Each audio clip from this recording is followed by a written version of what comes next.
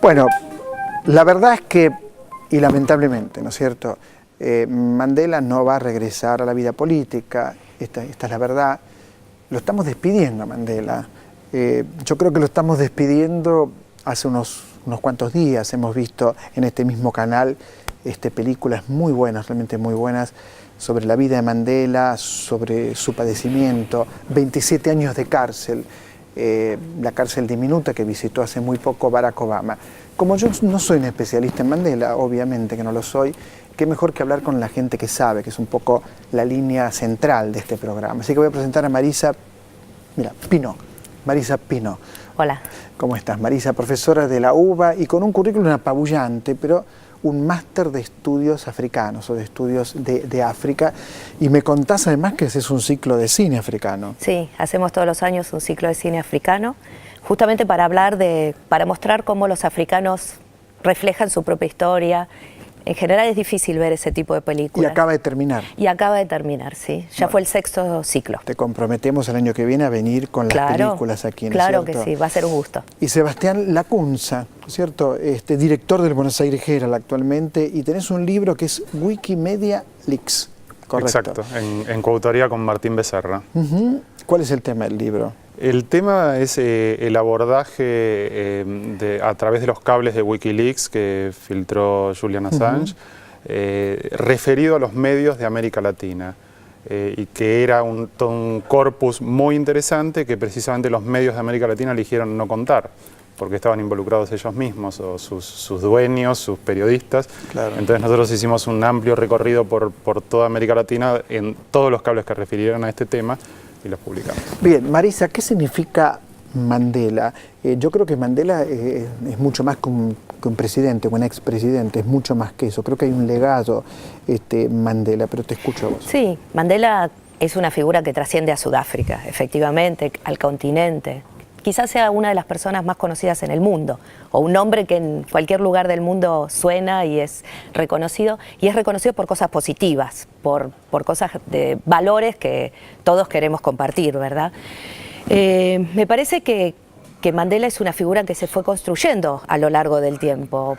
Pensar en esto, en una vida tan larga, en una vida con tanto sufrimiento. Recién mencionaba todos los años que él estuvo en la cárcel, luchando, resistiendo, sosteniéndose justamente frente a un régimen inmoral, fundamentalmente como fue el régimen del apartheid, que lo que sostenía era que había personas que eran de segunda, que había personas que merecían un trato de ser personas y seres humanos, que merecían todos los derechos, y otras que no podían hacerlo. Ahora, él desactiva la violencia, Sebastián, cuando hay violencia, que digo, yo la verdad que sinceramente lo digo, en lo personal rechazo la violencia. Ahora también es cierto que la forma en que el mundo ha tratado a los negros genera una respuesta violenta. Sin embargo, por lo poco que yo sé, él desactiva la violencia. ¿Cómo fue esto, Sebastián? En el periodo de transición, creo que es acertado el término que elegís en cuanto a, te diría, hasta cierta obsesión de Mandela por evitar toda situación de revancha violenta. Pero es cierto que en el momento más crítico, cuando el régimen plantea específicamente el segregacionismo e intenta darle una formalidad democrática, él no desecha la violencia, al contrario, la reivindica, dice a un régimen que a nosotros nos impide tan solo movilizarnos para reclamar nuestros derechos, más allá de una enorme cantidad de derechos políticos, civiles y económicos que estaban excluidos para él, más del 80% de la población de Sudáfrica, él ahí reivindica la violencia y dice, del abanico de violencia que nosotros tenemos, vamos a elegir el sabotaje.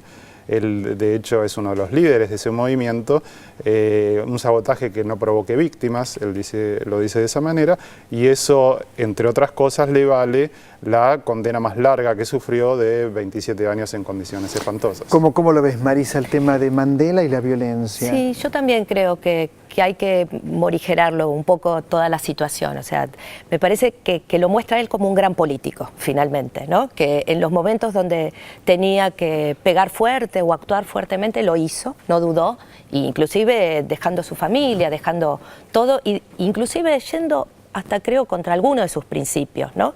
De esta posición moral que yo mencionaba antes, pero que había llegado a un punto de la situación en la cual no alcanzaba, ¿no? Después, finalmente, cuando las cuestiones se mejoran un poco a partir de la década del 90, cuando hay posibilidades de entablar un diálogo abierto, sin concesiones, sin ningún tipo de condicionamientos, es donde decide dejar de lado la violencia en un contexto diferente. Pero me parece que ese manejo de la violencia es cuanto menos interesante para pensar cómo lo fue llevando adelante. Teníamos un 88% de población negra y un 12% de población blanca. La población blanca despreciaba, bueno, torturaba cuando había que torturar a la población negra. Mandela es un antes y un después en esto, y la pregunta es si lo logra y cómo lo logra actualmente, qué ocurre actualmente con el apartheid. Ya sabemos que legalmente no existe más, la pregunta es si de hecho no hay en este momento segregación racial en el territorio de Mandela.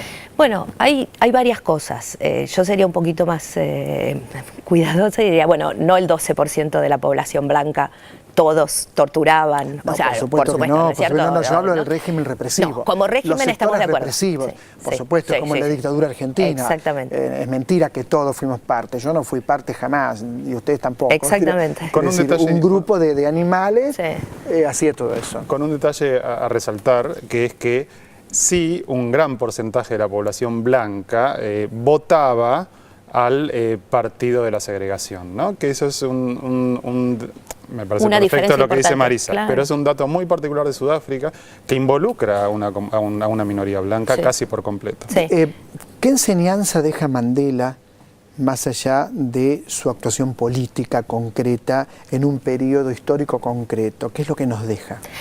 Yo creo que esta posibilidad de que las cosas se pueden cambiar aún en las peores circunstancias, me parece que es una gran enseñanza. O sea, siempre pienso en esos años de cárcel, sobre todo en los primeros años, que sin duda fueron los más penosos, los primeros, los 15, hablo de 15 años, lo cual no es poco tiempo, pensando en los cuales había una represión feroz en todo el país, como recién mencionaba, donde parecía que no había ninguna posibilidad de escape, ¿no? de esa situación tan espantosa.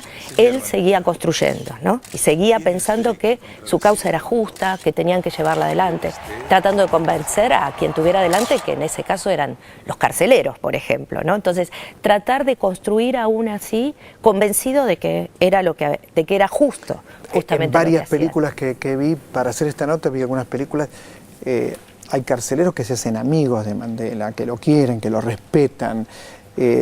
Mariela Tedeschi, que es la productora general de este programa y de otros, estuvo en la cárcel de Mandela. Y bueno, yo la he visto por televisión, ¿no es cierto?, en algún documental.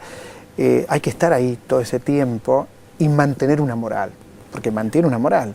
Y cuando él sale en libertad, una de sus primeras declaraciones es de comprensión, no de los carceleros que se hicieron amigos, sino incluso de los más brutales, y alguna despedida. Por eso esta característica tan personal, de un tipo tan afable, tan digno, tan constante, también tiene una contracara, no diría una contracara, digamos una característica política que ha sido su decisión de no hacer justicia en términos de llevar a los responsables políticos a la cárcel, ni tampoco afectar, por ejemplo, a las empresas que se habían beneficiado de este enorme sistema injusto que duró más de medio siglo y más, o un siglo si se considera todo el proceso, y él ni siquiera exigió reparación económica.